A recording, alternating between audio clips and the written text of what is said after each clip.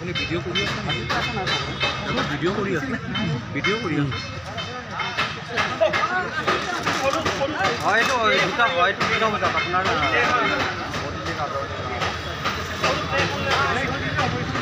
অঁ দুপৰীয়া 2টা বজাত আপুনি আহিলে হ'ল আমাৰ ঘৰলৈকে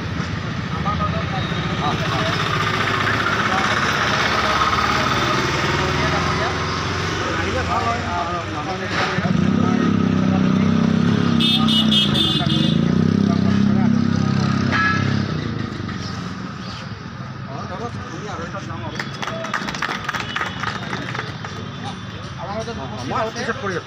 আমাৰ দিছপুৰ ডিভিজনৰ আমাৰ দিছপুৰ 5 ডিভিজনৰ এক্সিকিউটিভ ইঞ্জিনিয়াৰ হিৰণ্য কুমাৰ হাজৰিকা ডাঙৰীয়া মই আমাৰ হিমানী বাইদেউ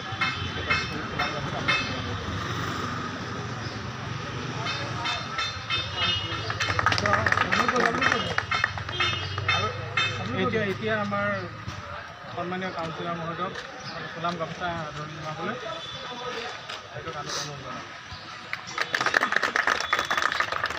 প্ৰথমতে এটা কথা ক'ব লাগিব আজি যে বেলতলা বজাৰত আজিলৈকে কেতিয়াও আমাৰ পাব্লিক টয়লেটৰ ব্যৱস্থা নাছিলে আমি সৰুৰ পৰা ইয়াতে ডাঙৰ হোৱা সকলো এটা স্থানীয় ৰাইজ ইয়াত উপস্থিত আছে কিন্তু মানে এটা বহুত আশ্চৰ্যজনক কথা যে কেতিয়াও পাব্লিক টয়লেটৰ কথা কোনেও ভাবাও নাছিল কিন্তু আমাৰ মেয়ৰ মহোদয়ৰ নেতৃত্বত আমি ইয়াত এটা পাব্লিক টয়লেট দিবলৈ সক্ষম হৈছোঁ আৰু লগতে আপোনালোকে জানে যে এই মাটিখিনি এটা প্ৰব্লেম আছিলে বহুদিনীয়া এটা সমস্যা আছিলে আৰু মেয়ৰ ডাঙৰ নেতৃত্বত যোনটো ছাপৰ্ট তেখেতে দিছে সেই ছাপৰ্টৰ কাৰণে আমি এইখিনি উচ্ছেদ কৰি পেলাই তাত টয়লেট বনাবলৈ পাইছোঁ আৰু আমাৰ যেতিয়া আমি ইলেকশ্যনত কেম্পেইনিং কৰিছিলোঁ যেতিয়া আমাৰ ইয়াত বিষ্ণু দাহঁত আছে গোটেইখিনি ইয়াতে আছে গোটেই ৰাইজে মোক এটা ডিমাণ্ড কৰিছিলে যে আমাৰ ইয়াত এটা পাব্লিক টয়লেট লাগে আৰু প্লাছ আমাৰ যোনখিনি জি এম চিৰ মাটি মানে আমাৰ নিজৰ মাটি সেইখিনি যোনে ইলিগেলি আছে বা বহুত বছৰৰ পৰা সেইখিনি আছে সেইখিনি আমি উঠাই পেলাই যাতে ইমান ভাল কাম কৰিব পাৰোঁ সেইকাৰণে আজি সঁচাকৈ বেলতলাবাসীৰ বাবে আৰু আমাৰ 46 নং ৱাৰ্ডৰ বাবে এটা বহুত ডাঙৰ এটা কাম আজি হৈছে সম্পূৰ্ণ হৈছে আৰু মই আকৌ এবাৰ মেয়ৰ ডাঙৰীয়াক ইয়াৰ কাৰণে ধন্যবাদ জ্ঞাপন কৰিছোঁ কাৰণ আপোনালোকে জানে এইটো আমাক প্ৰায় 1.5 বছৰমান লাগিছিল আৰু গুৱাহাটীত বহুত জেগাত অলৰেডি টয়লেট হৈ গৈছে কিন্তু আমাৰ মাটিখিনিৰ কাৰণে আমি 1-1.5 বছৰ লাগিছে কিন্তু প্ৰত্যেকটা মুহূৰ্তত যেতিয়াই মই অকণমান মেয়ৰদৰে আমনি কৰোঁ একদম ঘূৰেকৈ শুনি পেলাই সেইখিনি কাৰণ আমাৰ কোৰ্টৰ অলপমান কাম আছিলে কিবাকিবি আছিলে ডকুমেণ্ট গোটৰ কথা আছিলে আমি ভালভাৱে সেই কামখিনি কৰিছোঁ আৰু এটা ষ্ট্ৰং ফ'ৰ্চ আৰু ষ্ট্ৰং এটা ষ্টেটমেণ্ট দিছোঁ যে গুৱাহাটীত কমচে কম জি এম চিৰ মাটি কোনেও ইয়াত ইলিগেলি ইয়াত বাস কৰিব নোৱাৰে কৈছোঁ এতিয়া সন্মানীয় মেয়ৰ ডাঙৰীয়াক আহি পেলাই আমাৰ নাৰিকলটো ক'ত এই ইটাটো ক'ত ইটা ইয়াতে না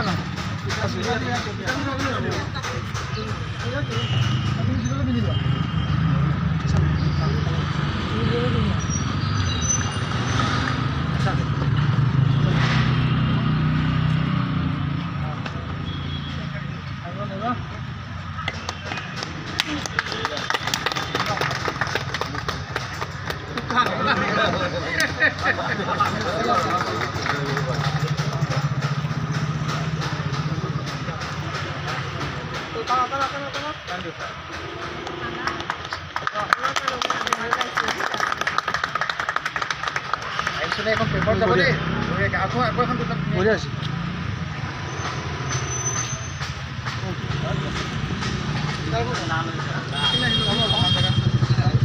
অলপ চাব এখন প্লান গামোচাৰ আদৰণি জনাম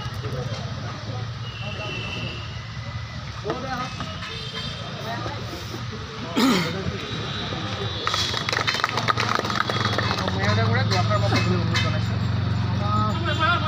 40 নম্বৰ মালিকৰ অধ্যক্ষ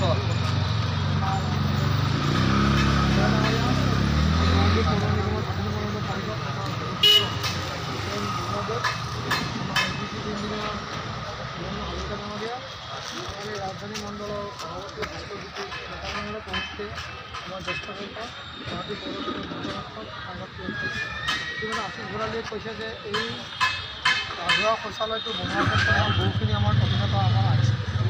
তথাপি দৃঢ়তা মনেৰে আমাৰ আশীষ ভৰালী ডাঙৰীয়াই যি পদক্ষেপ গ্ৰহণ কৰিছে তাৰ লগত আমি সহযোগ কৰি আজি ইয়াতে আমি সম্পূৰ্ণ কৰিছোঁ। ইয়াতে নেকি আমি জুলাই মাহত যোৱা বছৰৰ জুলাই মাহত আমি ইয়াতে আধাকেদাৰ কৰিছিলোঁ। আজি প্ৰায় 6 মাহ বা 7 মাহৰ ভিতৰত আমি ইয়াত টয়লেটৰী বনাবলৈ সক্ষম হৈছোঁ। গুৱাহাটীত ৰাজহুৱা শৌচালয়ৰ কাৰণে বহুখিনি অভাৱ আছিলে। আমি কাউন্সিলৰ হোৱাৰ পিছৰে পৰা যোৱা বছৰৰ পৰা আমি প্ৰায় 1 বছৰৰ ভিতৰত প্ৰায় আমি 80টামান আমি টয়লেট বনাবলৈ সক্ষম হৈছোঁ। নিশ্চয়কৈ আমি ইয়াৰ দ্বাৰা এই যি আমাৰ শৌচালয়ৰ ব্যৱস্থা আমি কিছু হ'লে এই সমস্যাটো সমাধান কৰিবলৈ আমি পাৰিছোঁ। আগলৈ দিনত আৰু আমি অধিক কাম কৰাৰ কাৰণে ব্যৱস্থা গ্ৰহণ কৰিছোঁ। এইবাৰ আমি কিছু নামঘৰ মহিলা সমিতি ক্লাব তেনেধৰণৰ অনুষ্ঠানত কমিউনিটি টয়লেট সৰু টয়লেট দিয়াৰ ব্যৱস্থা গ্ৰহণ কৰিছোঁ। ইতিমধ্যে আমাৰ মালিকৰ তালিকা আমাক দিছে। সেইটো আমি অহা বছৰৰ ভিতৰত প্ৰায় যদি এটা ৱাৰ্ডত 5টাকৈ ধৰোঁ, 60টা ৱাৰ্ডত 5, 6 গুণ 30, 300টা আমি টয়লেট আমি বনাবলৈ পাৰিছোঁ। এই ধৰণৰ ব্যৱস্থা গ্ৰহণ আমি কৰিছোঁ। আৰু ইয়াৰ লগে লগে যিহেতু আমাৰ বেলতলা বজাৰ আমাৰ আপোনালোকে চাইছে আমাৰ চকুৰ আগতে আমি অহাৰ পিছৰ পৰা কিমানখিনি কাম আগবাঢ়িছে।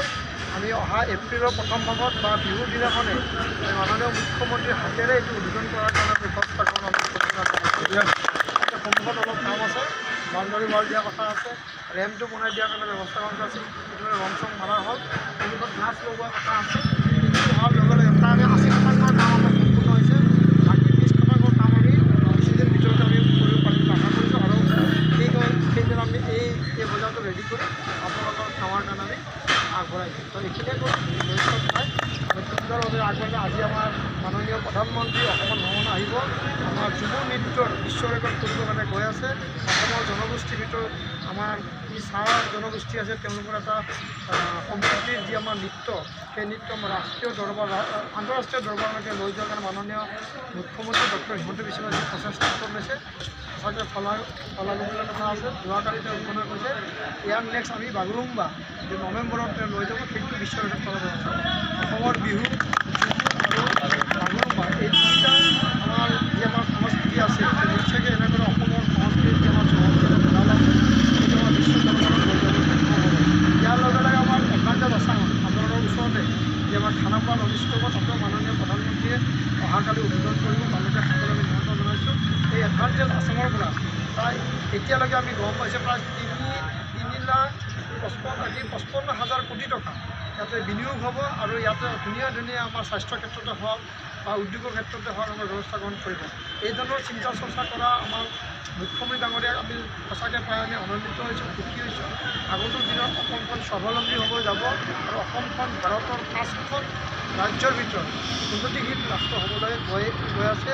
ইয়াতে যেনেকৈ আমি এমছৰ আমি চিন্তা কৰোঁ, এমছৰ চিকিৎসা চিন্তা কৰিছিলোঁ। এমছ আমাৰ গুৱাহাটীত আহিছে। আমি মেডেণ্টা আমি হস্পিটেল আমি ভাবোঁ য'ত আমাৰ উন্নতম চিকিৎসা হয়। সেইটো চাগে অহা দুদিনৰ ভিতৰত আমি গম পাম যে ইয়াতে চাগে চিকিৎসা হয়। লীলাৱতী হস্পিটেলৰ নিচিনা আমাৰ মেডিকেলৰ ক্ষেত্ৰত বৈপ্লৱিক আমাৰ এটা যুগান্তকাৰী এটা সিদ্ধান্ত গ্ৰহণ কৰিব। ইয়াৰ লগে লগে ৰাস্তা ঘাটটো আমাৰ হ'বই। ইয়াৰ লগে লগে বিভিন্ন ইণ্ডাষ্ট্ৰী আহিব য'ত আমাৰ নিবনুৱা সমস্যা সমাধান হ'ব।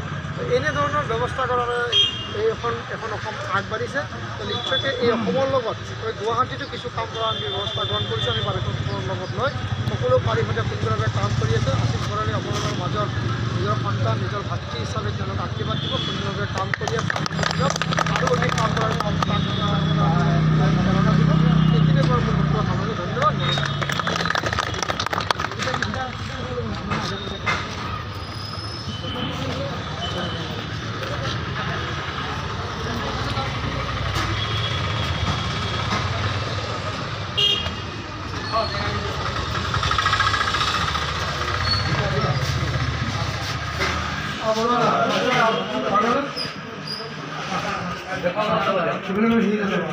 সবাই ৰাজা হল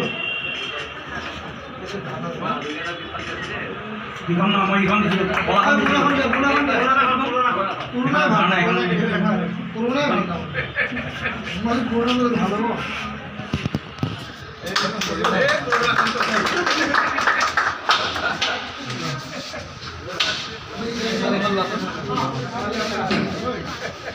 অতুল দা হেৰি চন্দন দা অতুল দাক মাতিম বুলি আপোনাক মাতি দিলে ঠিকে আছে অতুলি ঠিক আছে আমাৰ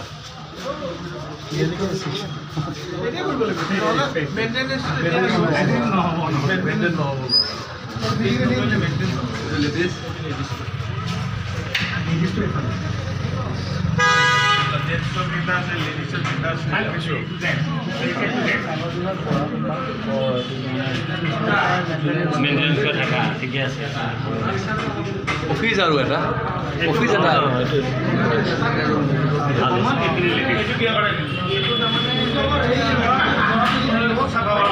অফিচ টাইপ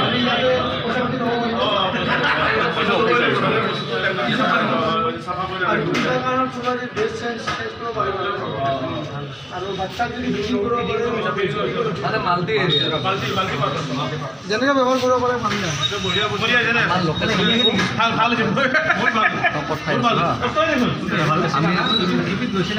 গান্ধী কেতিয়া দেখা পালো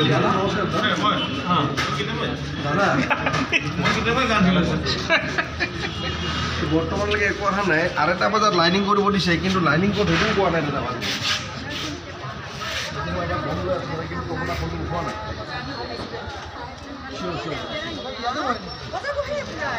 বজাৰ দাদা চবতে বহে আমাৰ চব মানুহৰে ইমান বেয়া অৱস্থা হয় নহয় আপুনি ভাবিব নোৱাৰে মদৰ আড্ডা